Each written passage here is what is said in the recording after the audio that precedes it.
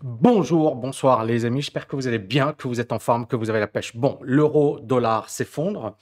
Vous voyez qu'on a tapé le niveau des 1, la parité. On rebondit dessus, c'est normal. C'est un petit peu comme le Bitcoin hein, qui joue avec le niveau des 20 000, qui l'a pas encore vraiment cassé alors que c'est quand même un niveau stratégique. Vous voyez le Bitcoin là, c'est intéressant. On avait fait un point bas sur les 17 700. Il y avait cette grosse bougie rouge. Et depuis, on a une stabilisation. J'adore ce type de configuration parce que généralement, ça se répète. Et donc, clairement, pour nous, en fait, c'est ça. C'est si le marché se stabilise, d'accord, la cassure de ce niveau, c'est ça ce qui va déclencher la poursuite du mouvement à la baisse ou à la hausse. Parce qu'encore une fois, c'est vrai qu'aujourd'hui, tout le monde est très, très, très, très négatif sur les cryptos. J'entendais même récemment un YouTuber américain qui, l'année dernière, nous expliquait allez-y sur Shiba, allez-y sur Dogecoin. Il était à fond. Là, il dit non, non, moi, je touche pas aux cryptos, etc. Je me suis dit waouh, quel retournement de situation. Mais en fait, il faut se préparer à tout. Et c'est là où les options sont juste magnifiques. Je ne vais pas trop développer. Je donne d'ailleurs une masterclass ce dimanche. Je vais répondre à toutes les questions, d'accord, sur les options. OMI, voilà, on a eu déjà des super retours. Il y a eu pas mal de questions. Donc, on va faire une séance Zoom dans laquelle vous pourrez me poser vos questions en direct. Ça va être génial. Je pense que vous allez adorer. Alors, pourquoi j'ai fait cette vidéo? C'est très simple. Depuis un certain temps, on me dit, Tammy, est-ce que l'euro va s'effondrer? Est-ce que je vais perdre toutes mes économies? Est-ce qu'il ne faut pas mettre mon argent sur le dollar? Est-ce qu'il ne faudrait pas acheter de l'or? Quelles sont les possibilités? Est-ce qu'on va avoir un Frexit? Est-ce que le Frexit, c'est-à-dire le fait que la France sorte de l'euro, bah, ce Frexit va se produire dans les prochains mois, dans les prochaines années? Est-ce que l'euro, ça a été un choix catastrophique mené par les élites de Bruxelles et ces élites, finalement, ont saccagé l'Europe? Est-ce que c'est le cas? Vous allez voir que cette vidéo, elle est très costaud.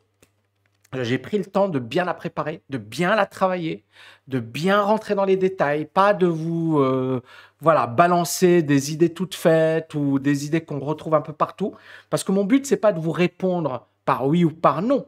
Mon but, c'est de vous dire voilà les faits, voilà les arguments. Ensuite, réfléchissez et prenez vos propres décisions. Parce que ni moi, ni n'importe quel YouTuber ne va prendre les décisions à votre place. D'accord? Vous devez être capable de prendre vos propres décisions. Et c'est l'objectif de cette chaîne YouTube. Vous amener à être indépendant, autonome dans votre prise de décision. Donc, est-ce que l'euro est une catastrophe économique? Est-ce qu'il faut abandonner l'euro? Est-ce qu'on va assister à un éclatement de la zone euro? Je suis très cash. Pour moi, si la France, l'Italie, l'Allemagne quitte l'euro, bah, ce serait une catastrophe. Pourquoi? Parce qu'il y a eu tellement d'investissements en temps, en énergie, en moyens, que dire ciao à l'euro, ça voudra dire perdre 5, 10, 15 années facilement. Et dans 10 années, 15 années, le monde sera totalement différent. Donc le fait, c'est pas de dire est-ce que l'euro est bien ou pas bien. Je vais y répondre dans cette vidéo. Le fait de dire est-ce que ça vaut le coup de quitter l'euro aujourd'hui, sachant qu'on sait ce qu'on a et on peut le gérer, mais on ne sait pas ce que l'on aura si on quitte l'euro. Et est-ce que ce ne sera pas finalement une véritable catastrophe? Donc, l'euro n'est pas une monnaie parfaite. L'euro a plein de faiblesses. Les instances européennes ne sont pas excellentes. Mais il y a des avantages et des inconvénients. Donc, il ne faut pas oublier une chose. Prenons le cas de la Turquie, je vais en parler tout à l'heure. L'inflation est galopante. Prenons le cas de la France. Pendant des années, la France a mené ce que l'on a appelé des stratégies de dévaluation compétitive. C'est-à-dire qu'ils se disaient, OK, on va dévaluer le franc pour être plus compétitif que l'Allemagne, et ça ne marchait pas. À chaque fois, il y avait de l'inflation, et à chaque fois, et c'est à un certain moment où ils se sont dit, OK, si on continue comme ça, finalement, on va droit dans le mur. À un certain moment, il faut de la discipline monétaire. D'accord? Parce que finalement, les dirigeants politiques aujourd'hui, on peut les critiquer, on peut leur dire oui, mais l'euro, mais vous n'avez pas le pouvoir. Mais ils avaient le pouvoir. Et on a vu ce que ça a donné. Donc, c'est très très, très sensible comme sujet. Et encore une fois, ce n'est pas de la langue de bois. C'est juste, je ne suis pas dans le bistrot du coin en train de vous expliquer ce qu'il faut faire. On essaie d'être rationnel, d'accord? Et encore une fois, j'accepte les arguments quand ils sont, voilà, c'est pas le mec qui vient qui m'insulte, mais derrière, c'est pas argumenté. Amenez-moi vos arguments. Et je suis ouvert à la discussion. Mais n'arrivez pas avec genre vos certitudes, ce que tu as trouvé sur YouTube ou dans un site complotiste, et ensuite tu vas m'expliquer que je ne sais rien. Super, je ne sais rien. Je n'ai jamais dit que je savais tout, je ne sais rien. Donc, auparavant, on avait, notamment pour l'Europe, une instabilité du marché d'échange. D'accord? On avait des attaques spéculatives fréquentes. C'est-à-dire qu'à chaque fois, une monnaie, quand elle était un peu faible, vous aviez des spéculateurs qui venaient, qui la vendaient. On l'a eu en Asie également. Il y a eu plein de monnaies qui ont été détruites par les spéculateurs. On l'a eu en Turquie. Il y a plein de pays émergents qui ont vu la puissance des spéculateurs et le danger de la spéculation. Et ça ravage une économie. Et donc, l'Europe, à un certain moment, s'est dit, OK, nous, on ne veut pas de ça, on veut quelque chose de costaud, d'accord? Et donc, les attaques spéculatives, mais également le fait de se dire, on est aujourd'hui à une croisée des chemins. L'Europe a été puissante, mais elle ne le sera plus à l'avenir. L'Europe, c'est plusieurs anciennes puissances économiques. C'est Donald Rumsfeld, hein, le ministre de la Défense américain, sous Bush, hein, c'est dans les années 2000. Il disait, l'Europe, c'est le vieux continent. Genre, vous êtes foutus les Européens. D'accord? Donc, attention, il faut remettre les choses dans le contexte. Déjà, pour les Américains, dans les années 2000, l'Europe était déjà foutue. C'est pas aujourd'hui. Pour aujourd'hui, c'est pire. Mais dans les années 2000, l'Europe était déjà, c'est le vieux continent. C'est bon, vous êtes foutus, vous êtes dépassés, vous ne nous intéressez plus. Donc, je vais essayer de vraiment apporter des arguments. Donc, je rappelle, masterclass ce dimanche, tami.net/omi. Pour ceux que ça intéresse, ça va être du très lourd. Alors, tout d'abord, un taux de change, c'est quoi? C'est par exemple l'euro contre dollar, ou l'euro GBP, ou le dollar contre yen. D'accord? C'est le taux d'une monnaie contre une autre. D'accord? Par exemple, en dollars, tu vas pouvoir, si par exemple l'euro-dollar, c'est combien de dollars te permet d'acquérir, tu peux acquérir avec 1 euro. C'est ça, 1 euro te permet d'acquérir tant de dollars. Auparavant, 1 euro permettait d'acheter 1,4 $. Aujourd'hui, 1 euro permet d'acheter 1 dollar. C'est la parité, c'est-à-dire 1 euro égale 1 dollar. Et peut-être que ensuite l'euro va continuer de perdre de sa valeur et donc l'euro sera plus faible que le dollar. Les déterminants du taux de change. Donc, comment on détermine un taux de change? Alors, il y a plusieurs approches théoriques, mais très simple. À long terme, beaucoup d'économistes parlent de 2 variables fondamentales, la balance courante et la parité des pouvoirs d'achat. La balance courante, c'est tout ce qui est commerce international. C'est-à-dire que, par exemple, je ne sais pas moi, l'Allemagne, d'accord? L'Allemagne, elle exporte plus que ce qu'elle importe. Quand un pays exporte plus qu'il n'importe, on est bien d'accord qu'il a plus de rentrées d'argent que de sorties d'argent. Donc, ça lui permet d'être long devise ou d'avoir effectivement d'être détenteur net de devises. Et à terme, quand un pays est exportateur net, normalement, ce pays, il a plus de monnaie étrangère. Et donc, à partir de là, il suffit de vendre les monnaies étrangères et d'acheter sa propre monnaie, d'accord? Et contre sa propre monnaie. Et ça explique pourquoi sa monnaie va augmenter, va s'apprécier. Inversement, la France, d'accord, à un certain moment, ses exportations étaient inférieures aux importations. On est bien d'accord que la monnaie, le franc en l'occurrence, diminuait contre le mark, d'accord, le Deutschmark d'ailleurs. Donc, critère très simple, la balance commerciale. Et le deuxième, c'est ce que l'on appelle la parité des pouvoirs d'achat, ce que l'on appelle également l'indice Big Mac, c'est-à-dire le pouvoir d'achat qui devrait être le même dans tous les pays. Par exemple, un Big Mac, que tu l'achètes à Paris, à New York ou à Bangkok, le prix devrait être similaire. Et donc, en 1976, déjà à l'époque, on a un économiste suédois, Frenkel, qui nous avait dit une croissance excessive de la masse monétaire, c'est-à-dire que quand on imprime énormément d'argent, donc la croissance monétaire est importante, doit se traduire par une dépréciation du taux de change. Ça veut dire quoi? Ça veut dire que la monnaie en question du pays va diminuer en valeur par rapport aux autres monnaies. D'accord? Mais le problème ici, c'est quoi? C'est le cas du dollar, c'est le cas de l'euro. Ces deux, alors là, en l'occurrence, c'est un pays et là, c'est une zone économique. Ces deux régions, ces deux zones économiques ont imprimé énormément d'argent. D'accord? Donc, pourquoi le dollar monte contre l'euro? D'accord? La raison est simple.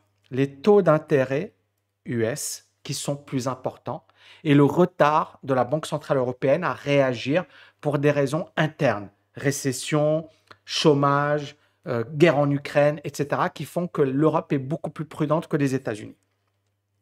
Donc un pays qui, année après année, dégage des excédents de sa balance courante, il est détenteur net de devises. D'accord? L'Allemagne, la Chine, par exemple. Et donc, quand ce pays va vendre ses devises contre la monnaie nationale sur le marché des changes, il va voir le taux de change de sa monnaie s'apprécier. Et le pays dont la balance commerciale est excédentaire doit voir son taux de change augmenter. C'est très simple, c'est du bon sens. Donc, si la France, par exemple, année après année, a un déficit commercial qui est déficitaire, normalement, sa monnaie devrait, ou la valeur de sa monnaie devrait diminuer contre les autres monnaies. Le problème, il est que en France, on a l'euro. Donc, l'euro ne va pas se déprécier parce que dans l'euro, il n'y a pas que la France, il y a également l'Allemagne. Est-ce que vous commencez à voir un peu le problème de l'euro? C'est qu'il y a des économies qui sont différentes sur un plan de la balance commerciale, sur un plan du chômage, sur un plan de la productivité. On a plusieurs économies différentes avec une même monnaie. On a l'Italie, on a la Grèce, on a l'Espagne, on a le Portugal, l'Irlande, etc. Et on a la France et l'Allemagne, bien évidemment. Inversement, quand on a un pays avec une balance commerciale déficitaire, c'est-à-dire voilà, le pays importe plus qu'il n'exporte, et ça a été le cas par exemple dans les années 70-80 au sein de la CEE, on a eu l'Allemagne qui a vu son taux de change s'apprécier du fait d'une balance commerciale excédentaire, d'accord, et notamment une bonne spécialisation allemande. Et par contre, en Grande-Bretagne, on a vu le taux de change qui a déprimé du fait d'une mauvaise spécialisation. Donc je pense que là maintenant vous comprenez comment s'établit un taux de change. Balance commerciale, parité des pouvoirs d'achat, et ça c'est bien évidemment à long terme. Je ne parle pas à court terme. À court terme, on a également les mouvements spéculatifs, on a également les taux d'intérêt, on a d'autres paramètres qui permettent, mais à long terme, c'est l'économie. D'accord? C'est les fondamentaux de l'économie, c'est du bon sens. Donc, pourquoi on a créé l'euro? Qu'est-ce qui a pris les Européens à créer l'euro? Il faut comprendre une chose, c'est que avant de créer l'euro, il y avait déjà un système de change fixe. D'accord? C'est l'étalon or, c'est Bretton Woods, c'est les États-Unis et le dollar qui pouvaient être échangés contre de l'or. Et donc, de l'or, OR. Et donc, après la Deuxième Guerre mondiale, on avait une période de stabilisation. Il y avait des échanges commerciaux qui augmentaient, on avait une forte croissance, on avait les 30 glorieuses, tout allait super bien. Je ne vais pas trop développer ce système parce que ça mériterait une autre vidéo, mais jusqu'au moment où les États-Unis ont dit on arrête. On ne veut plus changer notre dollar. Pourquoi? Parce qu'ils ne pouvaient plus. Ils ne pouvaient plus le faire. Et donc, à ce moment-là bien précis, les Européens se sont dit, OK, qu'est-ce qu'on fait? Est-ce qu'on a un taux de change flexible, échange flottant, on ne fait rien? Ou est-ce qu'on commence à réfléchir à une politique de change commune, etc.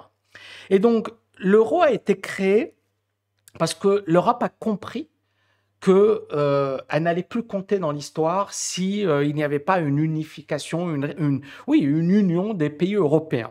Et donc, pour peser, sachant qu'on allait avoir l'émergence de la Chine, le poids des États-Unis, il y a eu également plein de travaux de recherche qui ont montré que l'Europe avait intérêt à avoir un taux de change fixe à avoir une monnaie commune.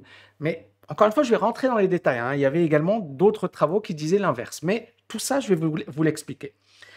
L'autre point, c'est que on a énormément d'échanges entre pays européens, ce que l'on appelle le commerce intracommunautaire, les échanges entre pays européens sont très importants. Donc déjà, il y a la France et l'Allemagne échangent énormément entre eux. Ici, on voit donc les rapports commerciaux entre l'Allemagne et la France. Donc l'Allemagne est restée de loin le premier partenaire commercial de la France et son premier client. C'est intéressant, d'accord? Maintenant, on va étudier les chiffres et on constate une chose. Les échanges entre l'Allemagne et la France représentent 164 milliards d'euros, d'accord? Mais l'Allemagne, ici, exporte 102 milliards vers la France et elle n'importe que 62 milliards. Donc clairement, il y a un avantage aux Allemands. Et ça s'explique par voilà, la solidité de l'économie allemande et également le fait que les Allemands, alors, ce qui a fait leur marque de fabrique, c'est bien évidemment le secteur automobile. Et c'est assez marrant puisque dans les années 80, j'avais un professeur d'économie Nice. Il m'enseignait pas dans les années 80, mais il nous avait parlé des années 80 et il nous disait la chose suivante. Il nous disait qu'à ce moment-là bien précis, il y a eu des politiques de relance menées par la gauche, François Mitterrand. Et donc, on a augmenté les salaires des Français. Et normalement, on s'est dit, OK, normalement, ils vont consommer français. Voilà, on a augmenté leur salaire, donc ils vont acheter français. Et on s'est rendu compte que les importations allemandes avaient explosé parce que les Français achetaient allemand. D'accord? Et donc, ça a été le moment où la gauche a compris l'économie et a compris qu'il ne suffit pas d'augmenter les salaires pour régler les problèmes. C'est bien plus profond que ça. Et je pense que c'était une très bonne leçon d'économie. Donc, je pense que vous avez compris ce point-là. C'est-à-dire qu'il y a énormément d'échanges entre les pays européens. Et on a vu, l'Allemagne, le premier client de l'Allemagne, c'est la France. Et le premier client de la France, c'est l'Allemagne. D'accord? Donc, il y a des relations étroites entre l'Allemagne et la France, mais également entre les pays européens. Le gros des échanges se fait au sein de l'Europe. Et donc, à ce moment-là bien précis, l'Europe s'est posée et s'est dit, OK, si on veut survivre, il est intéressant de créer un marché unique européen et une monnaie unique. Et bien évidemment, ça s'explique par des échanges intracommunautaires extrêmement importants et le gros des échanges qui se font entre pays européens. Ici, j'ai pris donc référence toute l'Europe. Et vous voyez ici, l'Europe représente l'Union européenne. C'est plus de 20% de la richesse qui est produite au niveau mondial. Donc, vous voyez bien que l'Europe, c'est pas rien. Encore une fois, les gens qui... Oui, mais l'Europe... Non, non, non. L'Europe, pour le moment, est toujours la première économie au niveau mondial. D'accord? Elle représente 20% de la richesse produite mondialement. D'accord? C'est très important de le dire. Elle a un PIB qui s'élève à 13 300 milliards d'euros en 2020. Les choses ont peut-être évolué, mais voilà, on est toujours autour de ces niveaux-là. Et le nombre d'emplois qui dépendent du commerce extérieur au sein des 27 dépasse les 30 millions. Donc on voit que le commerce international est extrêmement important en Europe. Il y a une autre comparaison qui a été faite également entre les grandes puissances, qu'on prend le pouvoir d'achat, d'accord? Et ici, en standard de pouvoir d'achat, le PIB mondial, c'est-à-dire le pouvoir d'achat, c'est au sein d'un pays ce que la monnaie permet d'acquérir, d'accord? Par exemple, si tu as 2000 euros à Paris, c'est pas la même chose que si tu as 2000 euros en Thaïlande, d'accord? Ou je sais pas moi, au Botswana, d'accord? On est bien d'accord qu'avec 2000 euros Botswana, tu es bien plus riche qu'avec 2000 euros à Paris. À Paris, tu es pauvre, entre guillemets. Au Botswana, tu es riche. D'accord? Donc, c'est ce que te permet d'acquérir comme bien, comme service, logement, etc. Et là, on s'aperçoit par contre que la Chine est numéro 1 mondial. D'accord? Les États-Unis numéro 2 et l'Union européenne numéro 3. Mais on voit bien que l'Union européenne est une puissance économique. D'accord? Attention, attention, attention. Je continue. Donc ici, les exportations de biens de l'Europe ont représenté 1900 milliards d'euros. D'accord? Baisse de 9,4% par rapport à 2019 parce qu'il y a eu le Covid. Mais 1900 milliards d'euros sur 13 000, ça représente environ, allez, 15%. D'accord? J'arrondis. Et la somme des importations, 1700 milliards. C'est intéressant. Pourquoi? Parce que là, on voit qu'il y a un excédent d'environ 200 milliards de dollars. C'était 2020. Et on sait bien que le gros excédent, c'est l'Allemagne. D'accord? L'autre point très très important, les amis, c'est ça. C'est 61% des échanges qui se font au sein de l'Union. C'est entre pays européens. 61%. C'est-à-dire que 39%, c'est les États-Unis, la Chine, Japon et reste du monde. D'accord? Donc, le gros des échanges se font au sein de la zone euro. Un autre point intéressant, c'est que les pays européens exportent plus vers les États-Unis et la Grande-Bretagne, le Royaume-Uni. Par contre, ils importent plus depuis la Chine. Et ensuite, on a la Suisse, la Russie, la Turquie, le Japon, la Norvège, la Corée du Sud et l'Inde. Donc, ça permet de resituer et de remettre les choses dans leur contexte. On n'est plus sur une économie européenne qui est complètement... Non, non, c'est une économie qui est solide. Ça représente un gros PIB, d'accord? C'est une puissance au niveau mondial, mais on est bien d'accord que les choses ont beaucoup évolué depuis. Donc, l'intérêt d'avoir une zone monétaire est évident. Pourquoi? Parce qu'on peut échanger librement, il n'y a pas de droit de douane. Il y a une seule monnaie, donc on n'a pas des frais de transaction, on n'a pas des frais de change. Et bien évidemment, ça crée une meilleure dynamique, une meilleure croissance. Ça permet également d'avoir plus de possibilités pour les consommateurs. Donc, le fait d'avoir une zone euro, ça a permis de fluidifier les échanges, c'est logique, et de négocier également d'une seule voix face aux États-Unis et face à la Chine.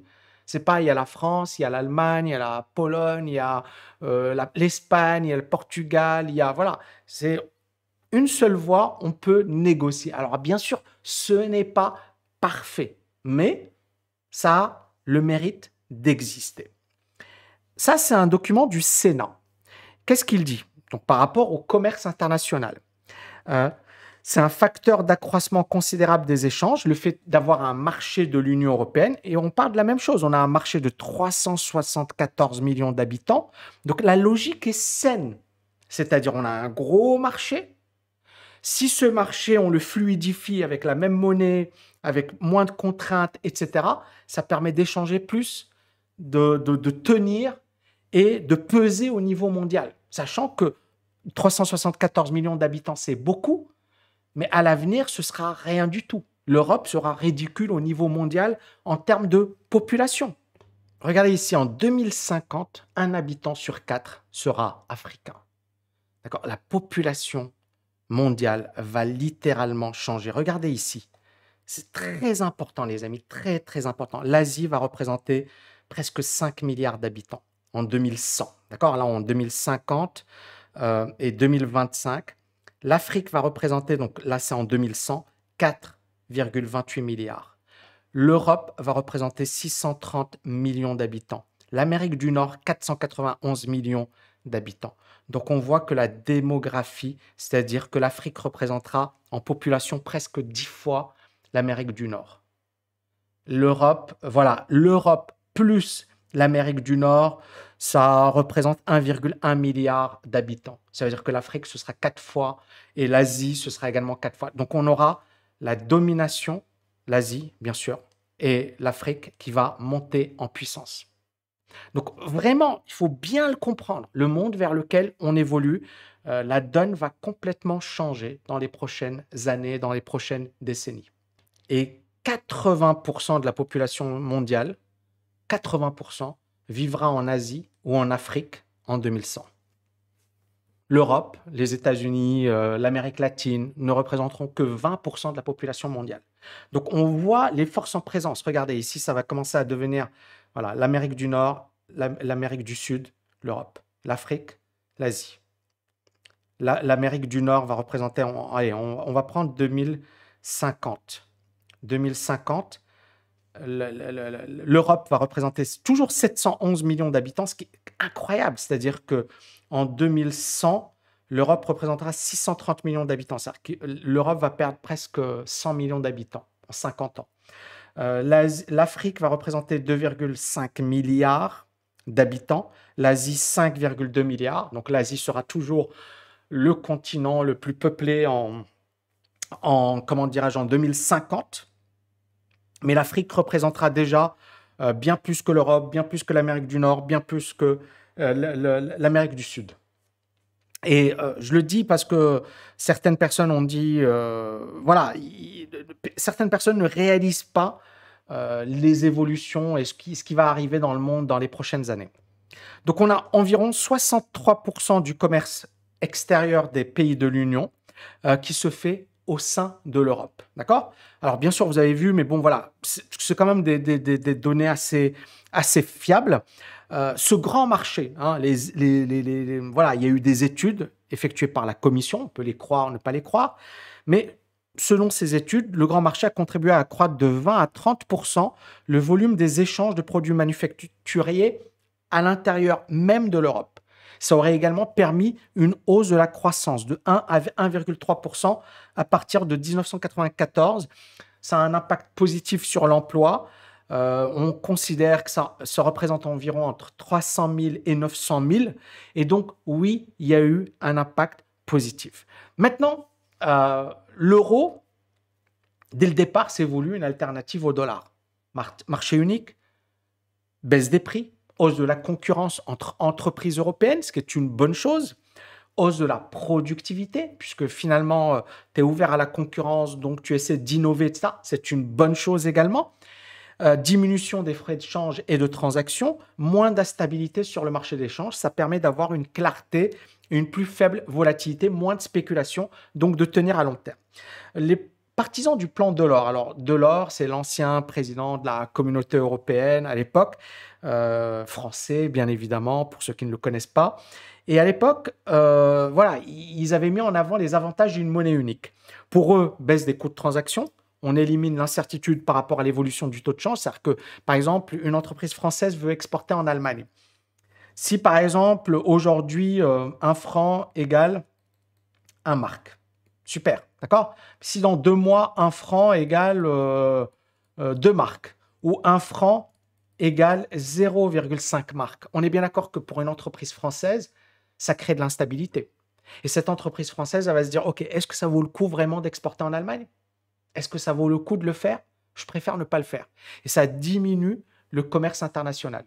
Par contre, si on a une clarté, une vision par rapport à ce que sera le taux de change, on peut effectivement, en tant qu'entrepreneur, exporter. Alors, bien évidemment, il y a des opérations de couverture de change et compagnie, mais tout le monde n'est pas expert de la finance et tout le monde ne maîtrise pas ces dimensions. Donc, elle permet de supprimer également ce que l'on appelle les primes de risque. Vous avez des pays en Europe, comme l'Italie, comme l'Espagne, qui, à un certain moment, ont été affaiblis et sont faibles aujourd'hui, économiquement, sur un plan d'aide, sur le plan de l'inflation, etc. Si ces pays, on leur avait dit, OK, vous ne faites pas partie de l'euro, aujourd'hui, ces pays auraient dû avoir des taux d'intérêt bien plus élevés et une inflation bien plus élevée. L'euro permet de diminuer les taux d'intérêt pour tous les pays de la zone, mais permet également de diminuer l'inflation. D'accord? Et ça diminue également le risque d'inflation importée qui est engendré par des dévaluations. C'est-à-dire que quand un pays dévalue sa monnaie, eh ben, il va importer ce que l'on appelle une inflation. Est-ce qu'on doit quitter l'euro? Donc, je vous donne les avantages: discipline monétaire, monnaie forte, entraide entre pays européens, marché unique, les limites. On a eu un élargissement trop rapide de l'Europe, un marché du travail rigide, je vais vous expliquer pourquoi, pas la même langue, pas les mêmes lois, pas la même culture. Et donc, clairement, il y a des limites par rapport à l'euro n'est pas une monnaie parfaite et présente énormément de faiblesses. Maintenant, je le dis et je le répète, quitter l'euro aujourd'hui serait une catastrophe et on va prendre l'exemple turc. L'exemple turc, qui est une économie entre guillemets, entre l'Europe et l'Asie, et la Turquie qui a une inflation à 88%. Regardez l'inflation turque. Et vous savez pourquoi? la monnaie turque a fortement baissé par rapport au dollar, par rapport à l'euro. Et donc, on voit une inflation de 80% sur une année. Ça veut dire que c'est catastrophique pour la population turque. Et on a des prix, price also rose for food and non-alcoholic beverages, 93% d'inflation. Pour les biens de consommation, etc., 80%. Bref, l'inflation s'envole. Et en Europe, l'inflation est élevée, mais elle n'est pas de 80%. Mais clairement, dans certains pays comme l'Espagne, elle est de 10%. Mais s'il n'y avait pas eu la protection de l'euro, on aurait pu avoir une inflation beaucoup plus importante. Donc encore une fois, et vous allez voir, je vais arriver sur les défauts, les limites de l'euro, mais je vais également mettre en avant les avantages. Je pense que c'est important d'avoir toutes les dimensions avant de se décider. Donc quelles sont les caractéristiques de ce que l'on appelle une zone monétaire optimale? Quand on a voulu créer l'euro, mettre en place l'euro, on s'est posé la question. Donc, plein d'économistes ont planché sur le sujet. Et là, en l'occurrence, Mundell.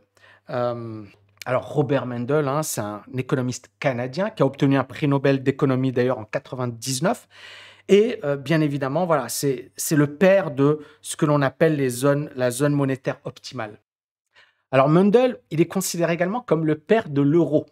Parce que dès le départ, hein, dès les années 60, il avait encouragé une union monétaire européenne dans les années 60 et il supportait effectivement la constitution d'une économie voilà, européenne, etc., d'une union monétaire européenne et la création de l'euro. En 2000, il avait prédit qu'avant 2010, l'eurozone allait s'étendre à 50 pays, que le dollar allait également s'étendre vers l'Amérique latine, l'Asie, etc. Bien évidemment, il s'est planté, mais il n'en reste pas moins qu'il a créé cette théorie de la zone monétaire optimale. Je vais vous en parler.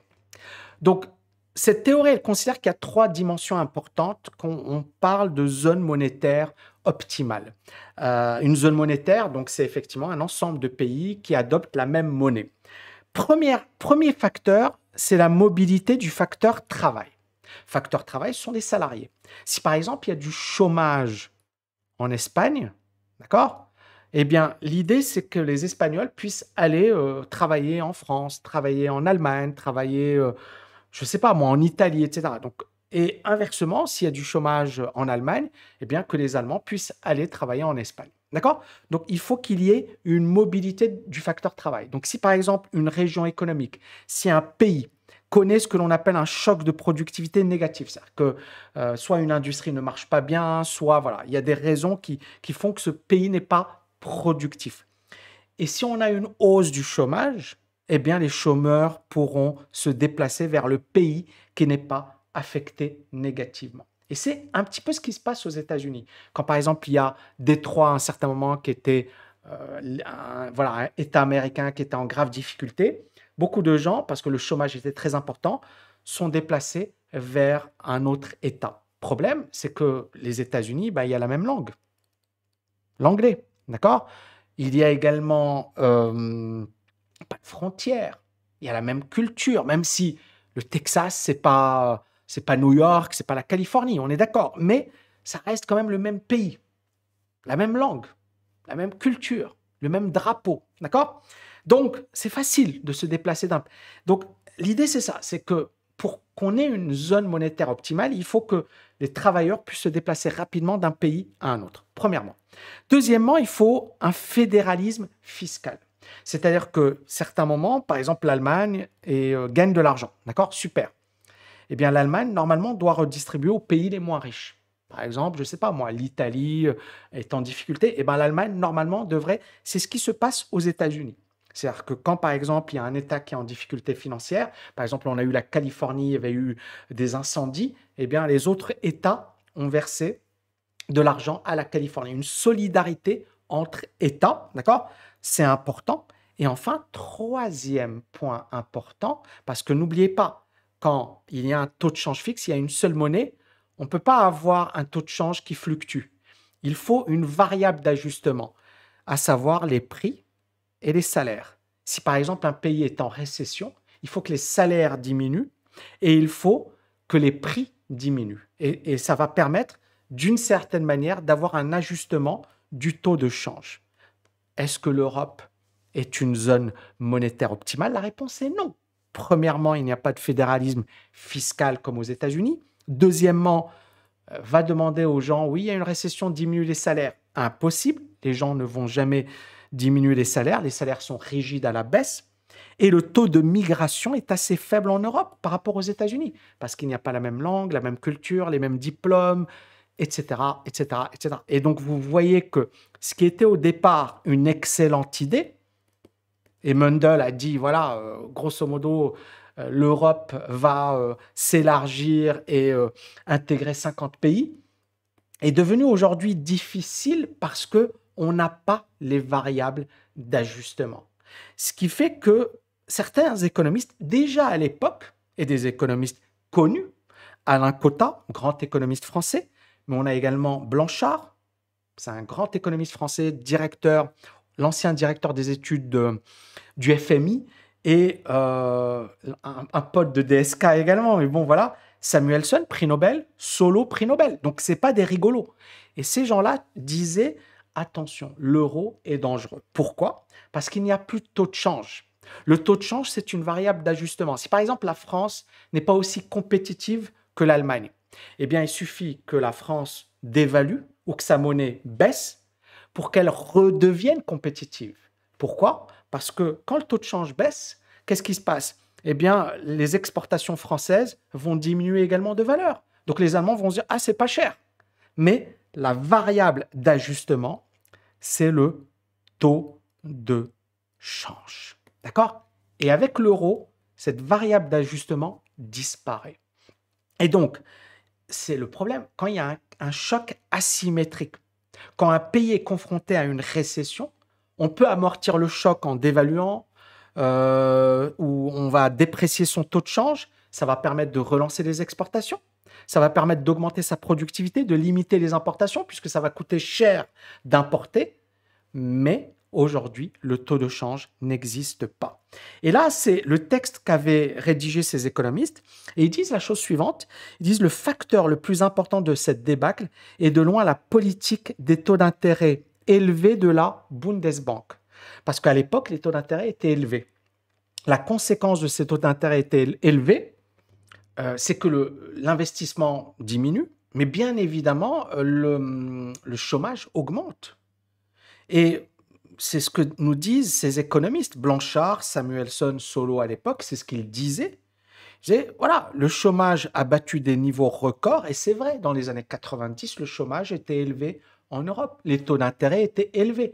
Alors la logique, c'était on augmente les taux d'intérêt, on diminue l'inflation, on assainit l'économie, et ensuite on a d'excellentes bases pour bâtir l'économie européenne. Donc c'était un petit peu l'idée dominante des années 90. C'est l'idée qui a dominé les années 90. Et à l'époque, on expliquait qu'il était impératif de se cramponner à l'étalon or à n'importe quel prix. Aujourd'hui, le sentiment est qu'il faut s'accrocher aux marques. Et donc, ils ont fait le parallèle avec les années 30. Et durant les années 30, il y avait l'étalon or et ça a eu également un effet de récession. Et ensuite, on a quitté l'étalon or. Donc, bon parallèle qui explique les difficultés de la zone euro aujourd'hui. Donc, et je vais continuer avec ça. Pourquoi le dollar monte alors que les déficits de la balance commerciale US est record? Parce que ça, c'est intéressant. C'est-à-dire qu'on a vu l'euro baisser alors que le dollar monte. Premièrement, il faut comprendre que la part des actifs en dollars américains dans les réserves des banques centrales a baissé de 12 points, de 71 à 59% depuis le lancement de l'euro en 99. Et ça, c'est un bon signal pour l'euro. Ça veut dire que beaucoup de puissances, comme la Chine, le Japon, etc., ont commencé à acheter de l'euro. Et l'euro est devenu, malgré tout, la deuxième, vous voyez ici, l'euro, c'est la deuxième monnaie de réserve au sein des banques centrales. Et on voit bien que là, le dollar représentait 70%. Aujourd'hui, il ne représente que 60% des réserves de monnaie au sein des banques centrales. Donc, on voit bien que l'euro a piqué des parts de marché au dollar. C'est insuffisant, mais quand même, d'accord? Depuis sa création, on est... Alors, bien sûr, on note ici à un certain moment, on a eu une hausse. On n'était pas loin des 30%. Ça, c'était début 2010. Mais vous voyez ensuite, crise européenne. Et là, on est toujours aux alentours des 20%. Alors, bien évidemment, ça s'explique par le fait que les États-Unis ont un pouvoir qui est excessif, qu'ils en abusent, qu'ils font ce qu'ils veulent et personne ne peut leur dire d'arrêter. Et donc clairement, des pays comme la Chine, comme le Japon, comme l'Inde, comme de nombreux pays dans le monde recherchaient une alternative. Et même la Russie, hein, la Russie a beaucoup investi en Europe. Donc ils cherchaient une alternative et l'euro s'est présenté comme la meilleure alternative. Et ça permet de comprendre pourquoi le dollar est devenu très faible, ou du moins a baissé dans les réserves de change mondiales et a atteint son plus faible niveau depuis 25 ans. Donc la question, c'est pourquoi ça monte? Pourquoi le dollar monte aujourd'hui? Et vous voyez ici, ça c'est le dollar index. Et depuis 2021, on a fortement progressé. Alors, première raison, c'est qu'il n'y a pas d'alternative fiable au dollar pour le moment. D'accord? L'euro est en difficulté, la zone euro est en difficulté, donc c'est un point positif pour le dollar. L'économie japonaise, elle est au ralenti, l'économie chinoise n'est pas assez développée sur un plan financier. Je m'explique. Les marchés financiers les plus importants au monde sont aux États-Unis. On le voit ici, hein, bourse de New York, le NYSE et le Nasdaq, ça c'est en milliers de milliards de dollars, d'accord? En trillions. Ça représente 45 000 milliards de dollars. Ça c'est les US. Juste après, vous avez la Chine, c'est 6 900 milliards. Vous avez l'Europe, 6 200 milliards. Vous avez le Japon, 5 500 milliards. Vous avez la Chine, Shenzhen, 5 300 milliards. Vous avez Hong Kong, c'est pas mal, hein, la Chine. Ça, c'est Londres, 3 300 milliards. L'Arabie Saoudite, 3 300 milliards. L'Inde, 3 200. Mais le numéro 1 sont les États-Unis. La Chine arrive. Donc, quand on est un investisseur, aujourd'hui, clairement, on va investir son argent aux États-Unis. Si vous êtes un millionnaire sud-africain ou un milliardaire, bah, clairement, les États-Unis sont la place de choix pour placer son argent. Et le dollar continue de jouer ce rôle de valeur refuge dans l'imaginaire du grand public. Maintenant, le moment il est venu de la conclusion. Est-ce que l'euro, ça a été un choix économique catastrophique, le pire choix économique des 50 dernières années?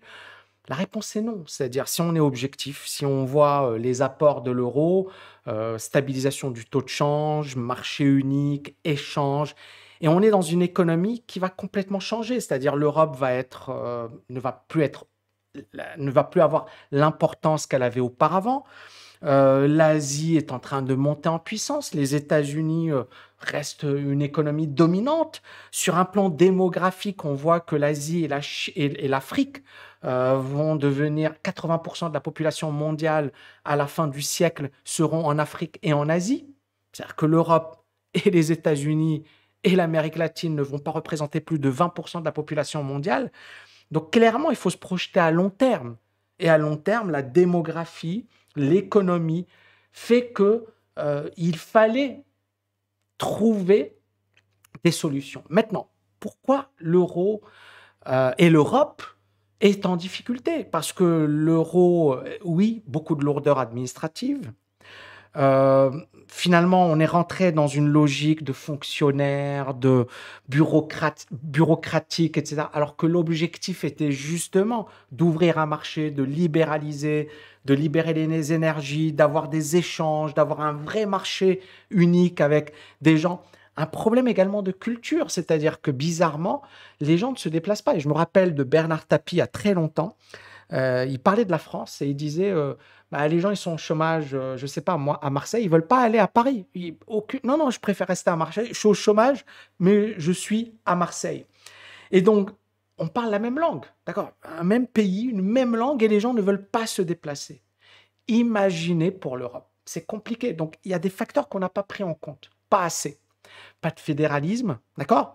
Et puis, bien évidemment, il y a des pays comme l'Allemagne qui sont quand même vertueux, qui ont bien géré, même si aujourd'hui ils sont en difficulté, mais des pays qui ont bien fait le job et qui disent pourquoi je vais payer pour les autres?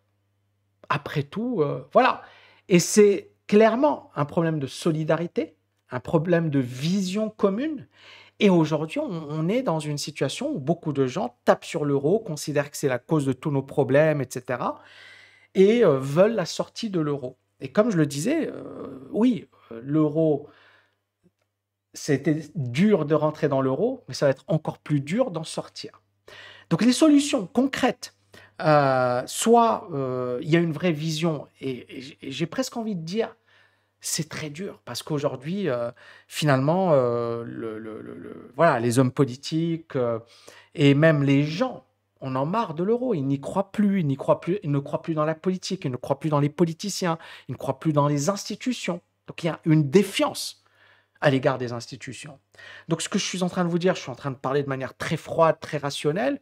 Il y a des gens, ils vont pas le comprendre. Ils vont dire, mais de quoi il parle le mec, ou je suis pas d'accord avec lui, etc. Et on va rentrer dans d'autres discours. Et, et avoir une vision long terme. Et le problème, il est là, c'est qu'on voit les mauvais côtés de l'euro, d'accord? Mais on ne voit pas les avantages que procure l'euro. Donc, l'euro, si, et je dis bien si, on avait eu ce phénomène de zone monétaire optimale avec une flexibilité des salariés, c'est-à-dire qu'une personne, voilà, elle est au chômage, elle va vers un autre pays, elle va vers une autre ville, d'accord? Premièrement, donc une vraie flexibilité.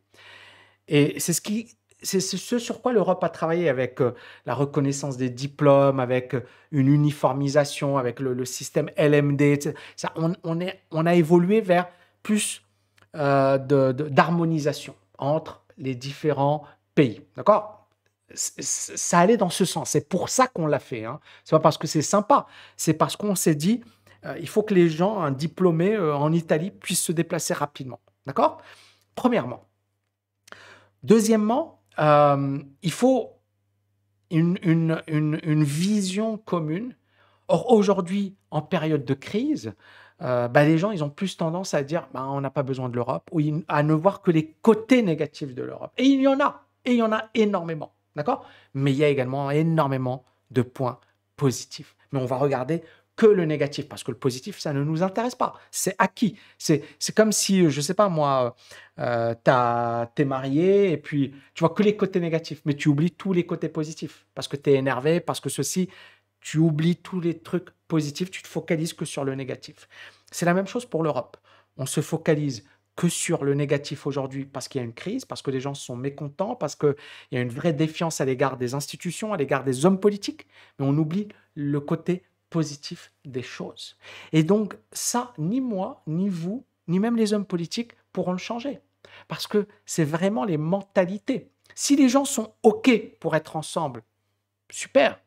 S'ils ne sont pas OK, clairement, l'euro devient une vraie menace, d'accord, et est menacé de sauter. Je ne le crois pas. Pourquoi? Parce que je vois, même en France, Marine Le Pen, Mélenchon ne sont pas aujourd'hui en train de dire il faut sortir de l'euro. On ne les a pas entendus dire ça, d'accord? Parce qu'ils ont compris que c'était léger et que même les Français, voilà, même les Européens en général, ne veulent pas sortir de l'euro. Je pense que les gens ont compris que, ok, l'euro n'est pas parfait, mais c'est pas aussi simple que ça d'en sortir. Donc je pense que les gens sont quand même réalistes par rapport à ça. Maintenant, clairement, les institutions, il va falloir les revoir. Il va falloir qu'elles soient plus proches. Il y a beaucoup également d'idées sur le fait que l'Europe, tout se décide à Bruxelles et que les États n'ont plus le... Ce qui n'est pas totalement vrai. Il y a bien évidemment des choses qui sont vraies, mais tout n'est pas vrai. Et il y a des politiques communes. Pourquoi? Parce que, par exemple, la politique de la concurrence, la politique du commerce, parce que c'est mieux d'avoir une seule personne qui décide pour 27 pays. Parce que imaginez 27 pays, chacun va dire, voilà, maintenant, clairement, le problème, il est là. C'est que la zone euro s'est agrandie trop rapidement, s'est élargie à trop de pays différents, alors qu'elle aurait dû effectivement être recentrée sur quelques puissances économiques. Et ensuite, après 5 ans, 10 ans, 15 ans, s'élargir. Et en fait, l'élargissement s'est fait trop vite, de manière précipitée, sans aucune stratégie. Donc, pour moi, il y a eu beaucoup d'amateurisme pour un projet qui est quand même bon, d'accord, pas parfait, hein, et j'ai pris les propos de Samuelson, de Blanchard, qui déjà à l'époque disaient attention, un taux de change qui est trop important, qui ne s'ajuste pas, ça risque de causer des problèmes. C'est ce qu'on a eu en Europe. Et donc, clairement, euh, il faut aujourd'hui plus de démocratie. Il faut se rapprocher des gens. Les institutions européennes, aujourd'hui, tout le monde les déteste. Tout le monde ne comprend rien, tout le monde ne sait rien, tout le monde, voilà, tout le monde se dit, mais qu'est-ce qu'ils font? À quoi ils servent? Déjà, en France, l'abstention record en France, avec des gens qu'on connaît, avec des institutions qu'on connaît, d'accord? L'abstention record, alors l'Europe, c'est pire. Donc, il y a clairement une défiance à l'égard de l'Europe, une méconnaissance. On ne voit pas les avantages, on ne voit que les défauts. D'accord? Et donc, il y a un gros travail d'éducation, il y a un gros travail pédagogique, il y a un gros travail qui consiste à expliquer quels sont les enjeux d'avenir, ce que j'ai essayé de faire dans cette vidéo. Pourquoi l'euro? Et pourquoi ce serait bien de le garder et quel serait le danger de ne plus avoir d'euros? Je pense que vous avez plein de réponses dans cette vidéo. Et bien évidemment, c'est mesuré, c'est-à-dire non, ce n'est pas parfait, c'est loin d'être parfait et il y a beaucoup de choses à retravailler. Ou alors évoluer vers une zone monétaire optimale, c'est-à-dire que les gens sont de plus en plus flexibles. Parler la même langue, c'est impossible, d'accord? Mais on peut avoir une langue commune. Par exemple, on se dit, allez, l'anglais, je dis n'importe quoi, mais ça pourrait être une manière, et je ne sais pas, moi, les Allemands parlent anglais, les Néerlandais, ils parlent plusieurs langues, ils sont trop forts. On a déjà des pays qui maîtrisent plusieurs langues. Avoir une langue qui est, voilà, on s'en fiche, pas de nationalisme à deux balles, et on a une langue qui permet d'échanger, etc. Quand on voit en France le problème, l'anglais est encore très insuffisant, bien sûr que ça va mettre du temps, mais voilà, c'est une forme d'évolution. Mais clairement, ça prendra du temps. Alors, un autre point très important, les amis, que j'avais envie de partager. Quand on a créé l'euro, hein, l'idée où on a bien évidemment embrassé le projet de développer l'euro, l'idée c'est qu'il y avait une économie forte. Cette économie forte, ça s'appelle l'Allemagne. Et il y avait deux grandes stratégies. On avait la première stratégie, c'était la dévaluation compétitive. C'est-à-dire que la France, quand elle voyait qu'elle n'était pas compétitive, elle diminuait le taux de change et elle redevenait compétitive. D'accord? Donc on diminue. Le problème, c'est que à terme, ça entraîne l'inflation et ça entraîne de la paresse. D'accord? C'est pas.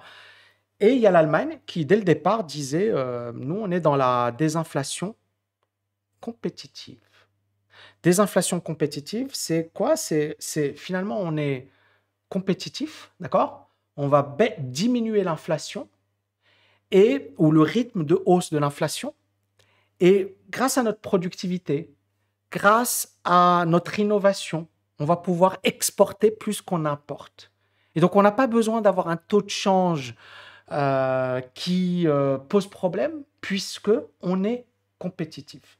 C'était la stratégie menée par l'Allemagne et cette stratégie avait marché.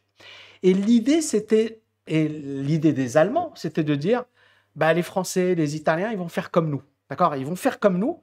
Et on a voulu imposer une politique qui était parfaite pour les Allemands à des pays qui n'étaient pas prêts soit à faire les efforts, soit à accepter les sacrifices. Et c'est important de les comprendre. Alors, la désinflation compétitive, ici, c'est un excellent bouquin de Michel Cabane et Marc-Alexandre Sénégas. Et ici, vous voyez, très très important, 4 piliers. Premier pilier, une politique monétaire qui vise à une meilleure maîtrise de l'inflation. C'est-à-dire que l'inflation, on doit la tuer. D'où la hausse des taux d'intérêt. C'est-à-dire que le premier pilier de cette politique, de cette stratégie, c'était la lutte contre l'inflation. Deuxième pilier, une politique des finances publiques équilibrée. C'est-à-dire qu'on n'a pas des déficits qui déconnent, on n'a pas une dette publique importante, etc. Troisième élément, une politique de maîtrise des coûts dans l'économie qui vise à assurer à notre secteur productif la meilleure compétitivité possible. C'est-à-dire que les salaires ne déconnent pas et que les salariés soient productifs et soient compétitifs. Et enfin, une politique de réforme structurelle qui vise à donner à notre économie le plus grand dynamisme possible et à développer la concurrence. Ça a été ça, la grande idée dans les années 80, dans les années 90. C'est ce qui a été mené, d'ailleurs ça a été mené avant l'introduction de l'euro. La désinflation compétitive a constitué le cœur de la politique économique de la France pendant la quinzaine d'années qui a précédé la création de l'euro. Et le gros problème de cette stratégie, c'est que, et on l'a vu tout à l'heure, j'avais parlé de Samuelson, de Solo, de Blanchard, la hausse des taux d'intérêt et la lutte contre l'inflation. Aux États-Unis, on a lutté contre l'inflation, mais le premier objectif, c'était la lutte contre le chômage. Le premier objectif aux États-Unis. Et l'avantage des États-Unis par rapport à l'Europe, c'est que les États-Unis, finalement, il n'y a pas plusieurs pays, etc. Alors qu'en Europe, il y a plusieurs pays, et donc l'Allemagne a imposé son point de vue. Son point de vue qui était de dire, OK, on est quand même nombreux, on ne va pas se disputer, on va se baser sur une politique que nous, on a appliquée, qui a marché pour nous, qui était super efficace. Et on s'est rendu compte que non, ce n'était pas efficace pour tous les pays. Et qu'il fallait quand même combattre le chômage, avoir de l'innovation, etc. Ce qui fait que l'Europe était meilleure que les États-Unis. Dans les années 80, les États-Unis étaient finis. Dans les années 90, l'Europe faisait jeu égal avec les États-Unis. Et les États-Unis, en fait, ont vraiment une politique beaucoup plus flexible, où ils ont combiné la lutte contre l'inflation, mais également la lutte contre le chômage, l'innovation. Ils ont continué d'attirer des cerveaux et ils ont également investi dans la recherche. Les États-Unis ont investi beaucoup plus dans la recherche que les Européens. Et c'est ces petits éléments, c'est pas grand-chose. C'est-à-dire que l'Europe aurait pu ne pas être un fiasco, parce qu'aujourd'hui, la dette publique alors même des États-Unis, mais ça, c'est un problème mondial. Mais on voit bien que on a loupé quelque chose, et ce quelque chose, c'est on a voulu trop faire comme les Allemands. Or, l'Europe n'est pas l'Allemagne. Les Européens ne sont pas l'Allemagne. Et c'est ce qui a posé problème. Maintenant, encore une fois, on peut refaire l'histoire, mais c'est le passé. Maintenant, c'est l'avenir. Et c'est là où, voilà, il faut des gens intelligents, des gens innovants, des gens qui vont essayer de dire, OK, voilà, quelles sont les stratégies qu'on va mettre en place pour les prochaines années. Et puis, bien évidemment, un gros travail pédagogique. Parce que s'il n'y a pas tout ça, qu'est-ce qui va se passer? L'Europe peut imploser de l'intérieur. Ça ne va pas se faire du jour au lendemain. Ça peut prendre 5 ans, 10 ans, 15 ans. Donc, aux personnes qui me disent, Tammy, sauf qu'il peut... Non, non, non, non. Je ne pense pas que ça va se faire dans 1 an, 2 ans, 3 ans. D'accord? Mais à long terme, vous avez vu, les grands équilibres, ils vont complètement changer. L'Afrique, l'Asie, le monde va complètement changer. Et l'Europe, aujourd'hui, a beaucoup de retard. Donc, soit l'Europe se réveille, et ce n'est pas impossible. Encore une fois, ce que je veux dire, c'est qu'il n'y a pas de fatalité. Mais il n'y a aujourd'hui aucun travail pédagogique. Les gens détestent l'Europe, les gens détestent leurs dirigeants. Il y a une défiance à l'égard de la classe politique. Ça ne va pas dans le bon sens. Ça ne va pas dans le bon sens.